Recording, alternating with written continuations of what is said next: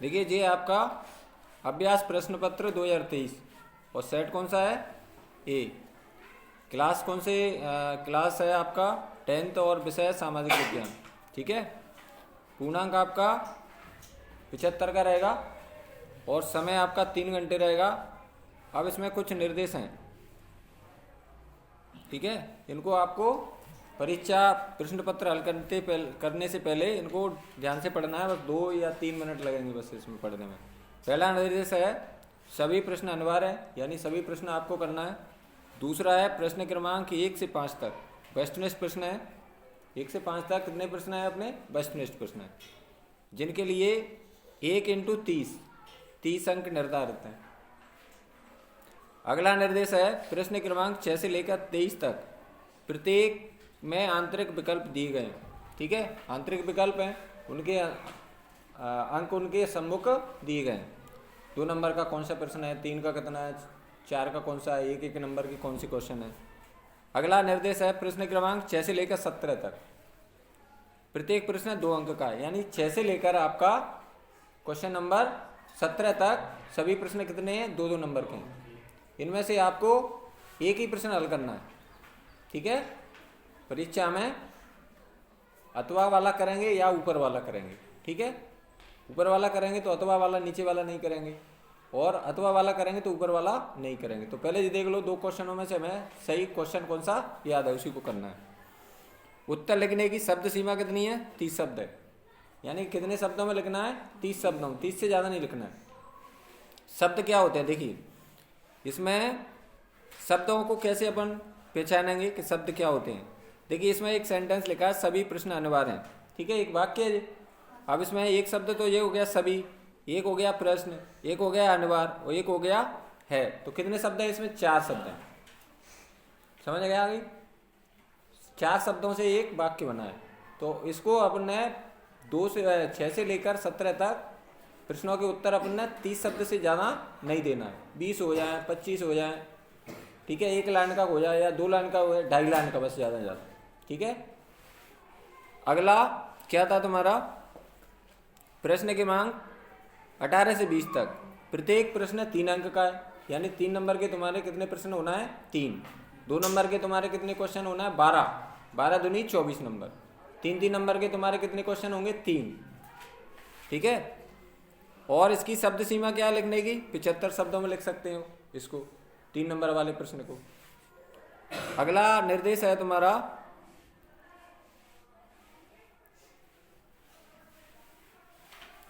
प्रश्न क्रमांक 21 से लेकर 23 तक 3 प्रश्न तुम्हारे 4-4 नंबर के होंगे। ठीक है, प्रत्येक प्रश्न 4 अंक का है, यानी 4 नंबर के कितने प्रश्न होना है तुम्हारे? 3।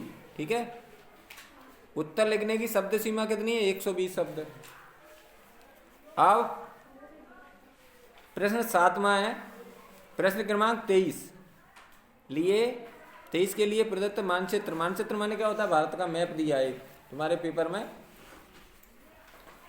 अपना उत्तर अंकित करें तथा मानचित्र को भरकर उत्तर पुस्तिका में संलग्न करें। संलग्न माने क्या होता है? जोड़ना, स्टेपलर करना। उसको लास्ट में जो दिया है ना अपना भारत का मैप, उसको अपन प्रश्न पत्र में से हटा करके और अपनी कॉपी में भरकर उसको लगाना है। कौन सा लगाना है? मतलब मैप लगाना है, वो भर के लगाना है। कितने? या तो 23 का अथवा करेंगे तो ऊपर वाला, अथवा करेंगे तो ऊपर वाला छोड़ देंगे, ऊपर वाला करेंगे तो अथवा वाला छोड़ देंगे। ठीक है, करना एक ही है। लेकिन अब आते हैं हम वस्तुनिष्ठ प्रश्नों की तरफ। तो देखिए ये आपका पहला प्रश्न है, सही विकल्प चुनकर लिखिए। आप मिला लेना, आपने देखते चलना। पहला क्वेश्चन है इसमें, हमें ही देश के लिए कुर्बानी देने के लिए क्यों चुना गया? यह कथन किससे संबंधित है? इसका सही उत्तर हो जाएगा बांध विस्थापन से।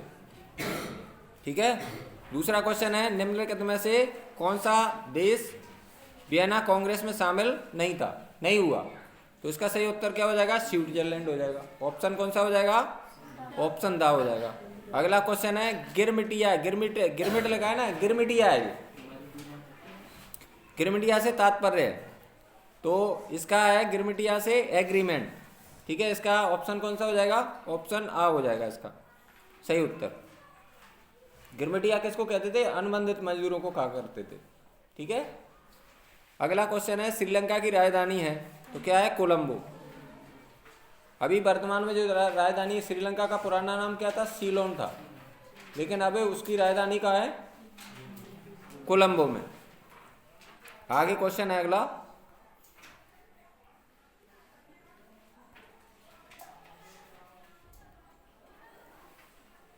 लोकतंत्र के मूल्यांकन के लिहाज से इनमें से कौन एक चीज लोकतांत्रिक व्यवस्था के अनुरूप नहीं है? उन्हें चुने, उसे चुने। तो कौन सी नहीं है इसमें? स्वतंत्र और निष्पक्ष चुनाव, ये लोकतंत्र में होता है। ठीक है। अपना देश लोकतांत्रिक देश है भारत, और व्यक्ति की गरिमा भी लोकतंत्र में रहती है। कानून के समक्ष समानता, यानी सभी लोगों को कानून के समक्ष समानता भी रहती। तो क्या नहीं है इसमें? कौन सा बचा फिर? इसका सही ऑप्शन हो जाएगा बहुसंख्यकों का शासन।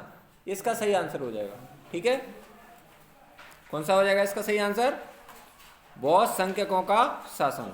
अगला क्वेश्चन है, भारत के इनमें से किस राज्य में 90%, कितने प्रतिशत? 90% ग्रामीण लोग राशन की दुकानों का प्रयोग करते हैं। ग्रामीण जो जनसंख्या है वो कौन सा राज्य है कि 90% लोग राशन की दुकानों का प्रयोग करते हैं? राशन की दुकान बोलते हैं अपन, कंट्रोल की दुकान होती है, उसमें चावल गेहूं वगैरह मिलते हैं ना अपन ने, उसी को अपन राशन की दुकान कहते हैं।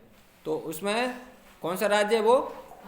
तमिलनाडु राज्य है, जहाँ पर ग्रामीण लोग 90%, ग्रामीण जनसंख्या जो गांव में रहते हैं वो 90% जनसंख्या वहाँ पर राशन की दुकानों का प्रयोग करते हैं। उचित मूल्य की दुकान बोलते हैं इसको, यहाँ पर कंट्रोल कहते हैं देसी भाषा में। ठीक है।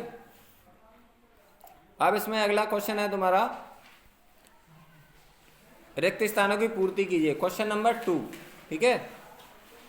पहला क्वेश्चन है उसमें एल्युमिनियम का कच्चा माल, तो उसमें क्या भरेंगे आप? बॉक्साइट है। ठीक है। एल्युमिनियम क्या होता है? सलवल होता है। ठीक है। सलवल के बहुत से अपने तार बनाए जाते हैं, तार होती है ना, वो कई प्रकार के बर्तन बनाए जाते हैं। अगला क्वेश्चन है, God save our Nobel king. King माने क्या होता है? राजा। तो ये का राष्ट्रगान है, तो किसका राष्ट्रगान है? ब्रिटेन का। इसमें क्या भरेंगे? ब्रिटेन। अगला क्वेश्चन है, प्राथमिक, द्वितीयक और तृतीयक क्षेत्रक की गतिविधियां, इसमें बनना है परस्पर निर्भर है, एक दूसरे पर क्या है? परस्पर निर्भर है। तो इसमें क्या बनाएंगे? खालिस्तान है, परस्पर निर्भर है। अगला क्वेश्चन है, भारत में जाति, इसमें क्या भरेंगे? जाति पर आधारित सामाजिक विभाजन है, इसमें जाति आ जाएगा। अगला क्वेश्चन है, भौगोलिक रूप से बेल्जियम की तुलना भारतीय राज्य हरियाणा से की गई है। यानी बेल्जियम है एक छोटा सा देश है और किस महाद्वीप में स्थित है? यूरोप महाद्वीप में स्थित है। और इसकी तुलना किससे की गई है? हरियाणा। जो अपना हरियाणा राज्य है भौगोलिक रूप से किसके बराबर है? हरियाणा राज्य के बराबर है। अगला क्वेश्चन है, इसमें लोकतंत्र का मतलब है या तो लोगों का शासन लिख सकते हैं, या जनता का शासन लिख सकते हैं, कुछ भी लिख सकते हैं, या बहुतों का शासन लिख सकते हैं। ठीक है। यानी कि लोकतंत्र का अपन ने परिभाषा पढ़ी है, लोकतंत्र शासन का एक ऐसा रूप है जिसमें शासकों का चुनाव लोग करते हैं। ठीक है। या जनता करती है।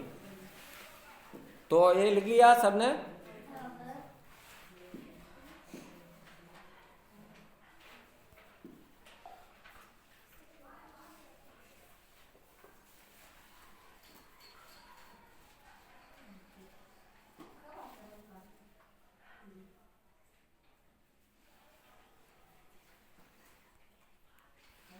अब देखिए अगला क्वेश्चन है तुम्हारा सही जोड़ियां।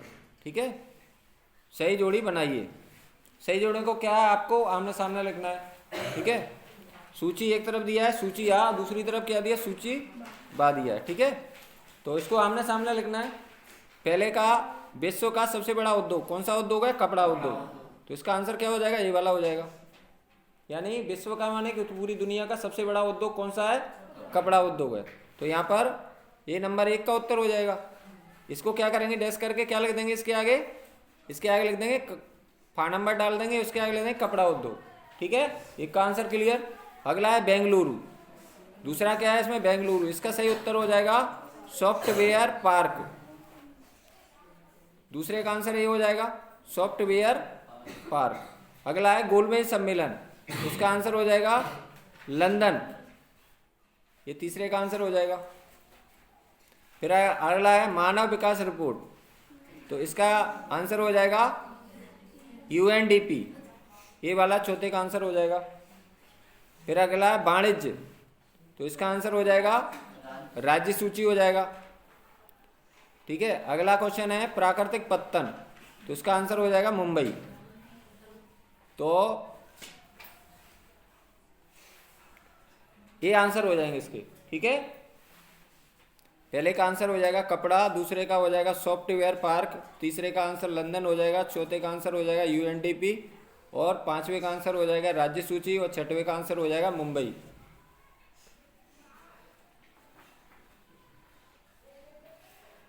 इसमें लास्ट में भी लिखा है, देखिए डला है नंबर 1, नंबर 2 का आंसर, तीसरे का 3 का आंसर, चौथे का आंसर, पांचवे का आंसर और छठवें का आंसर।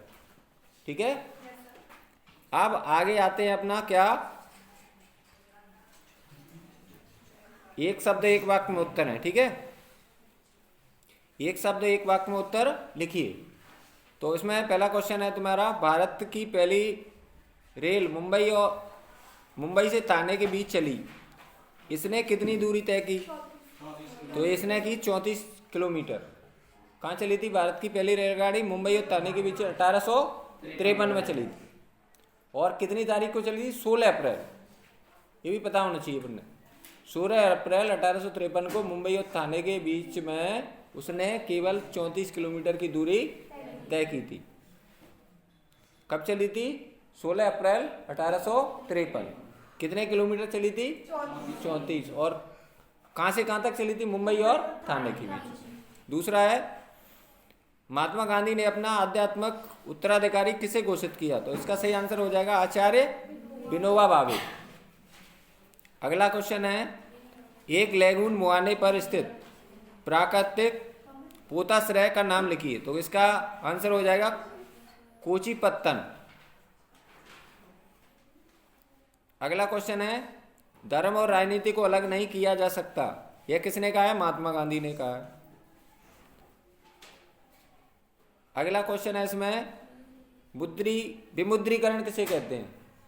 तो इसका आंसर देखिए, छोटा सा है, प्रचलित मुद्रा को चलन से बाहर कर देना विमुद्रीकरण कहलाता है। बस एक लाइन में लिखना है आंसर। ठीक है, यानी जो मुद्रा चल रही है, मुद्रा माने क्या होता है? रुपया, पैसा जो चल रही है उसको बंद कर दिया जाए तो वो क्या कहलाएगा? विमुद्रीकरण कहलाएगा। उसके स्थान पर कोई नई मुद्रा जारी करते हैं शासन। तो देखिए, भारत में 8 नवंबर 2016 को कितने बजे? 8 बजे, रात 8 बजे रुपए 500 और 1000 के करेंसी नोटों को अमान्य घोषित किया गया था। किस तारीख को? 8 नवंबर 8 बजे 2016 को। कौन से नोट थे वो? 500 और 1000 के नोट। इनको क्या अमान्य घोषित कर दिया शासन ने। ठीक है, तो वो मुद्रा क्या बंद हो गई, जो चल रही थी मुद्रा वो क्या है? चलन से बाहर हो गई। तो मुद्रा को क्या लिखा है? मुद्रा को चलन से बाहर कर देना विमुद्रीकरण। एक लाइन में परिभाषा लिखना है, मुद्रा जो चल रही है, मुद्रा को चलन से बाहर कर देना विमुद्रीकरण कहलाता है। भारत में पता है अपन ने 8 नवंबर 8 बजे 2016 को 500 और 1000 के नोटों को अमान्य घोषित कर दिया था शासन ने। अगला क्वेश्चन है, न्यू कैसल से ट्रांसवाल की ओर बढ़ रहे जुलूस का नेतृत्व किसने किया था? तो इसका सही आंसर हो जाएगा महात्मा गांधी। क्या आंसर हो जाएगा इसका? महात्मा गांधी। नेतृत्व करना माने क्या? कोई व्यक्ति उसमें एक तरह लीडर होता है, उसका नेतृत्व किसने किया था? महात्मा गांधी ने किया था। अब इसमें सत्य में बताना है। अगला क्वेश्चन देखिए, सत्य अवलेख असत्य लिखिए। पहला क्वेश्चन है इसमें, वन संरक्षण एवं प्रबंधन की दृष्टि से वनों को 3 भागों में वर्गीकृत किया गया है। तो ये क्या हो जाएगा? सत्य हो जाएगा। कौन कौन से वन होते हैं? आरक्षित वन, रक्षित वन और अवर्गीकृत वन। सबसे इंपोर्टेंट यानी महत्वपूर्ण वन कौन है? आरक्षित वन। ठीक है, अगला क्वेश्चन है, तो ये क्या हो जाएगा? सत्य हो जाएगा। दूसरा है, वेतन की अपेक्षा जमीन और पालतू पशुओं पर निर्भरता वाला देश अमेरिका है, तो ये क्या हो जाएगा? असत्य हो जाएगा। कौन सा देश है? अफ्रीका।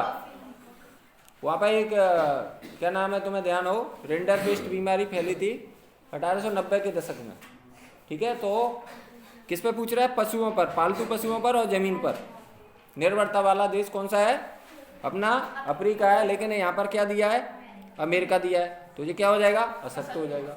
यदि यहाँ पर अफ्रीका लिखा होता तो क्या हो जाता? तो सत्य हो जाता। फिर अगला क्वेश्चन है, स्पिनिंग जेनी मशीन को इंग्लैंड की महिलाएं बहुत पसंद करती थी, तो ये भी असत्य हो जाएगा। स्पिनिंग जेनी का आविष्कार होने के कारण कईयों महिलाओं का रोजगार छिन गया, तो उसका क्या किया? उसमें स्पिनिंग जेनी का विरोध किया वहां की महिला ने। ठीक है, लेकिन इसमें क्या लिखा है? पसंद करती थी, तो ये क्या हो जाएगा? असत्य हो जाएगा। अगला क्वेश्चन है, लोकतांत्रिक शासन व्यवस्था वाले देशों की विकास दर सबसे अधिक होती है, तो ये भी असत्य हो जाएगा। यानी जो लोकतांत्रिक देश होते हैं उनकी विकास दर कम होती है। ठीक है, और इसमें क्या लिखा है? अधिक होती है, तो ये क्या हो जाएगा? असत्य। अब इसके बाद में अगला क्वेश्चन है, काम का अधिकार और मनरेगा अलग अलग हैं, तो ये क्या हो जाएगा? असत्य। काम का अधिकार और मनरेगा एक ही है, अलग नहीं है। ठीक है, तो इसमें 100 दिवस का काम दिया जाता है मनरेगा के अंतर्गत। ठीक है, और काम का अधिकार और मनरेगा सब अलग नहीं है, एक ही है। काम का ऐसे लिखा होता क्वेश्चन, काम का अधिकार और मनरेगा एक ही है, तो क्या हो जाता? फिर सत्य हो जाता।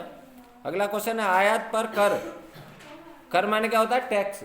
व्यापार अवरोधक का एक उदाहरण है, तो ये क्या हो जाएगा? सत्य हो जाएगा। तो ये थे आपके क्वेश्चन। वस्तुनिष्ठ।